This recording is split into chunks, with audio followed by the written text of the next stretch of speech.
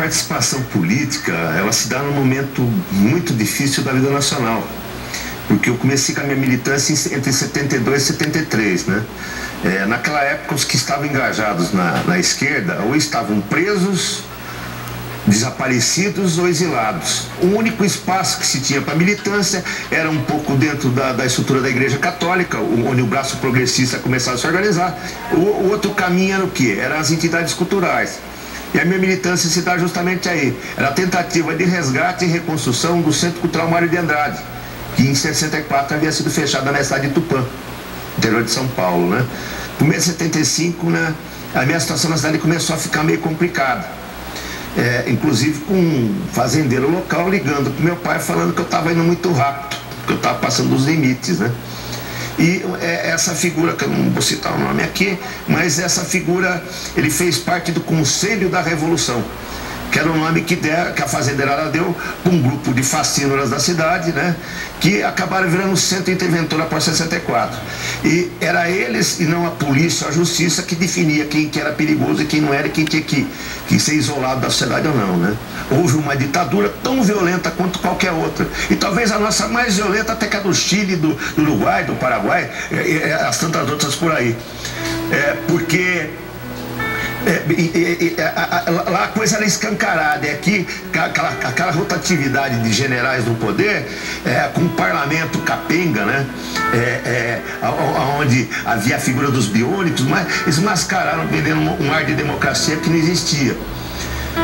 E isso eu senti também com tantos outros, né? Eu sou mais um só, né? Na própria pele, né? Sendo sequestrado, sendo espancado, não mais dentro do cárcere, como foi feito com os da geração 60, né? Nós fomos espancados, foi na rua, berrando pela democracia.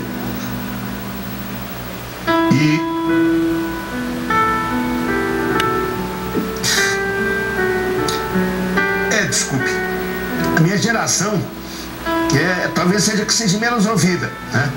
Porque a geração 60, 50, pela barbaridade do que aconteceu com ela, né, tiveram mais espaço para se expressar e se manifestar. E a minha foi para a rua. Sem grandes lideranças nos comandando, porque os quadros de esquerda, o que eu falei, ou estava no exílio, ou preso, ou morto. E quem tinha saído da cadeia não queria falar mais nada, né?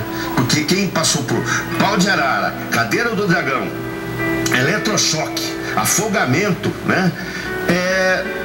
Pensa 30 vezes até abrir a boca, né? Eu podia até falar, né? Que me bateram, que me esfregaram meu rosto no chão, me chutaram a boca, mas isso é tudo secundário, né? Porque o que importa, o que levou a gente a ir pra rua pra agir, que é a luta pela liberdade de manifestação e expressão, que é a coisa que eu estou exercendo agora, né? E uma coisa muito mais profunda, a gente querer viver num país mais digno, humano, solidário, né? Quando eu fui ter acesso ao meu arquivo na BIM, primeiro me liberaram até 85, daí apertei, veio até 87, depois eu descobri que eu estava fechado até no governo Collor, estava me acompanhando ainda. Então até hoje, eu duvido que não esteja. A última ficha que veio da BIM para mim, tá eu sendo seguido até 90.